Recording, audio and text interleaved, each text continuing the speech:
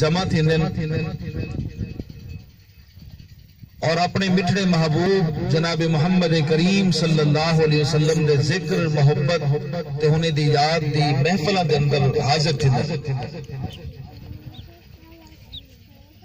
इन दुनिया के अंदर कामयाब तरीन इंसान हुए जिदी हर सुबह हर शाम हर रात और नींद के अंदर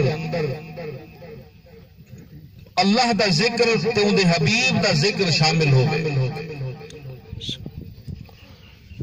याद रखो दुनिया जितना अपनी आसाइशा इनामात दुनिया दे वसाइल इकट्ठे कर गिरे,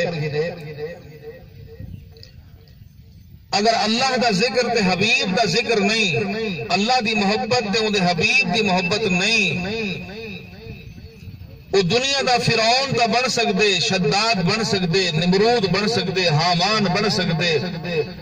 वो बदबख्त अबू जहल ते उनका साथी बन सकते। रब्बे काबा दी कसम वो दुनिया के अंदर भी रुसवा थी करासी और आखिरत के अंदर भी रुसवा थी करासी। कामयाबी सिर्फ ही चीज के अंदर है, असा अपने आप को अल्लाह के उनके रसूल दे अजीम तरीन ताल्लुक दिखन क्या और क़यामत वाली दीवार अल्लाह ताला ने फरमाए ये जड़ी दुनिया दी हाउ हाउ दे अंदर इंसान वदे थिया और ई फिक्र कनो